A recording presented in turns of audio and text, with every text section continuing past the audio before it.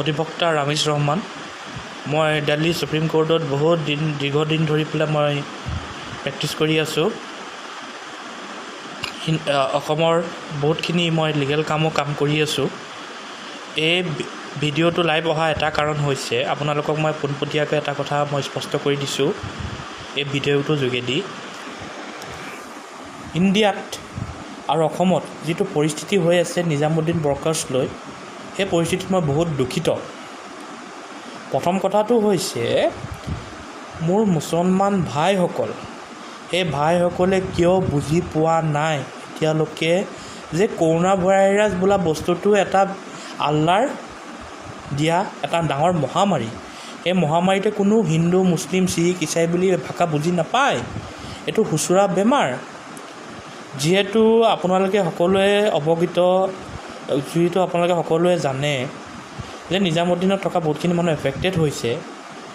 যিসকল অসমৰ ভাইসকল গৈছিলে, তাৰপৰা উভতি আহিছে, তেওঁলোকে কিয় লুকাই আছে?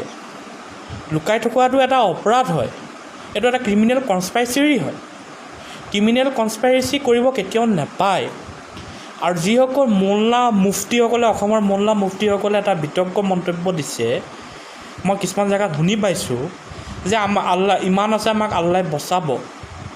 ইমানৰ ওপৰত কেতিয়াও তকব্বৰি কৰিব নাপায়। আল্লাই ডক্তৰসকলক জৰিয়া কৰি দিছে মানুহ জাতিক শুশ্ৰূষা কৰিবৰ কাৰণে, মানুহ জাতিক প্ৰাণ বচাবৰ কাৰণে। তো তেনেকুৱা এটা ছিটুৱেশ্যন আপোনালোকে কিয় কৰিছে? যিটো ছিটুৱেশ্যন মানুহে বুজিব নোৱাৰা এটা ছিটুৱেশ্যন, যিটো ছিটুৱেশ্যনত অসমৰ মানুহসকল বহুত ভুক্তভোগী হ'বলগীয়া হৈছে। মই আপোনালোকক হাত জোৰি অনুৰোধ জনাইছোঁ, মোৰ যিসকল মুছলমান ভাই তবলিগী জামাতত গৈছিলে, যিসকল উভতি আহিছে, 104 নম্বৰত আপোনালোকে ডায়েল কৰক। ডায়েল কৰি পেলাই নিজৰ হেল্থটো চেকআপ কৰক আৰু সমাজখনক ৰক্ষা কৰক।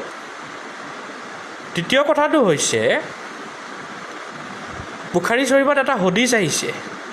নবী কৰিম সাল্লাল্লাহু আলাইহি ৱাছাল্লামে যেতিয়া সাহাবীসকলক যেতিয়া মুৰিদ কৰিবলৈ বহি আছিলে, তেতিয়া তাত এজন লেপৰচি বেমাৰ, ইনফেকশ্যন হোৱা এজন মানুহ আহিছিলে।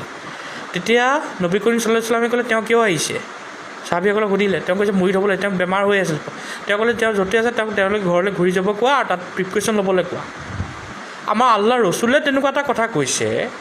তো আপোনালোকে এটা কথা কিয় বুজি নাপায় যে মছজিদত নামাজ পঢ়িব যোৱা, মছজিদত গছ কৰিব যোৱা, সেইখিনিৰ পৰা আমি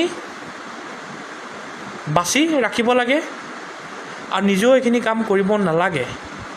যিহেতু গভৰ্ণমেণ্টে শৰীয়ত ফ'ল' কৰি এইটো কাম কৰিছে, মছজিদলৈ নামাজ পঢ়াটো নিষিদ্ধ, যিহেতু বহুত ডাঙৰ এটা মহামাৰী ফেলিছে।